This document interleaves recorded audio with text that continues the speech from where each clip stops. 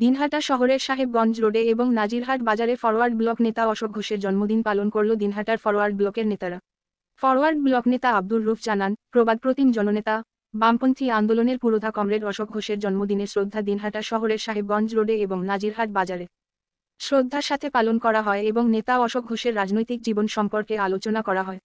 উপস্থিত ছিলেন ফরওয়ার্ড ব্লকের জেলা সম্পাদক মণ্ডলীর সদস্য আব্দুর রুফ, দিনহাটা শহর সম্পাদক অমিত মিত্র,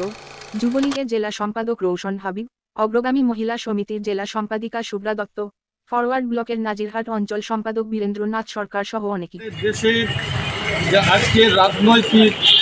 যে পরিস্থিতি এবং রাজনীতিকে ধর্মীয় মেরুকরণ করার যে প্রচেষ্টা এবং এই রাজ্যে রাজনীতিকে ধর্মীয় মেরুকরণ করে আজকে বিভিন্ন রাজনৈতিক দল যারা ক্ষমতায় আছেন তারা বিশেষ করে কেন্দ্র এবং রাজ্যে তাদের বিগত নির্বাচনগুলিতে যেভাবে ধর্মীয় মেরুকরণ রাজনীতিতে এই ধর্মীয় মেরুকরণ আগামী দিনে কৃষক, শ্রমিক, শ্রমজীবী মানুষ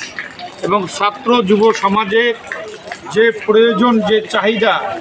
তা বিনষ্ট করবে এবং দেশের সার্বভৌমত্ব এবং রাজ্যের যা অবস্থান আছে তা আরও বিপদগামী করে তুলবে। এর বিরুদ্ধে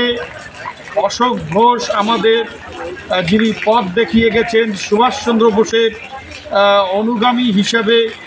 আমরা তার এই দিনকে আমরা পাথেয় করে তার জন্মদিনে আমাদের শপথ, যাতে আগামী দিনে আমরা তার দেখানো পথে এই সাম্প্রদায়িক শক্তির উত্থান, রাজনীতিতে ধর্মীয় মেরুকরণের যে প্রভাব বিস্তার করে চলছে বিভিন্ন রাজনৈতিক দল, তাদের বিরুদ্ধে আমরা নেতাজির পথে আমরা সংগ্রাম জারি রাখতে পারি।